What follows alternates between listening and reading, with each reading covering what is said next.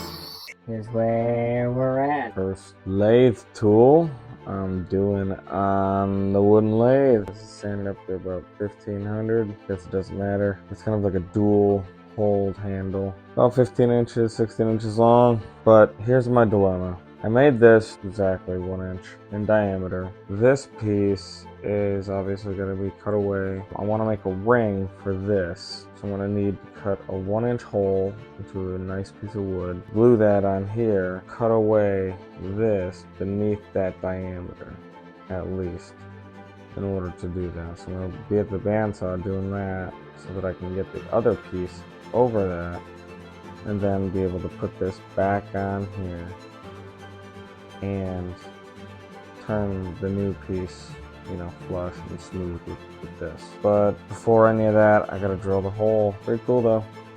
Oh, smooth.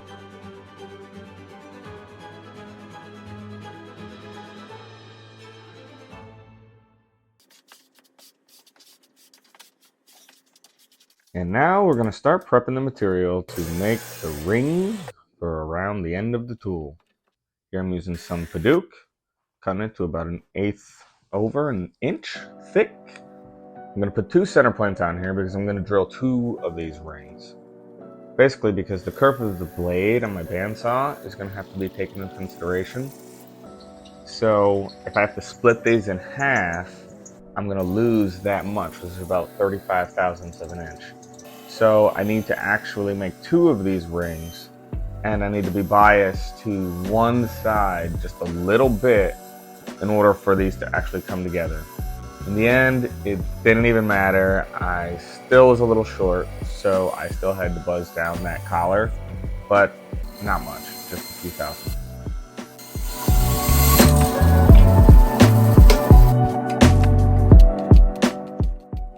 So after everything has been taken right down to size, I'm ready to glue. So I apply a little bit of Titebond 3, a lot of bit of Titebond 3, and then just proceed to put the pieces into place. Clean up the glue, put a little clamp on them, and then I am ready to take this off the lathe and drill the big 1/2 inch hole. So in order to do this, I had to fixture this piece somehow in some kind of a vertical fashion. So what I did was grabbed a couple of 90-degree pieces of plywood I made a couple of years ago and kind of shimmed up the inside of those, and then, as you can see, shimmed up underneath after I extended the 4 inches of my travel on my drill press to get me a couple extra inches there.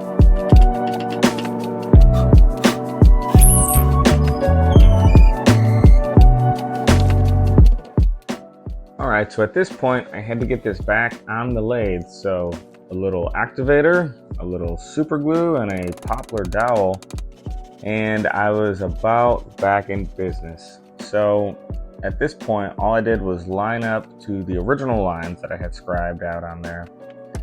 Lined them out, marked a new center, and I was able to put this back into the lathe to continue the turning process on this handle here.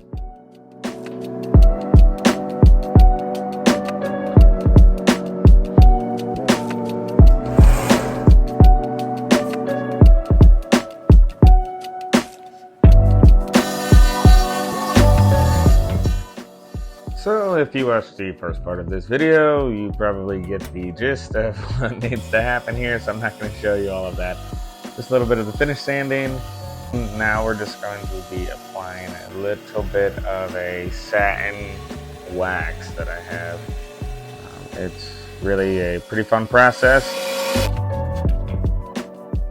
Here I am just cutting off the two ends. And there's our handle.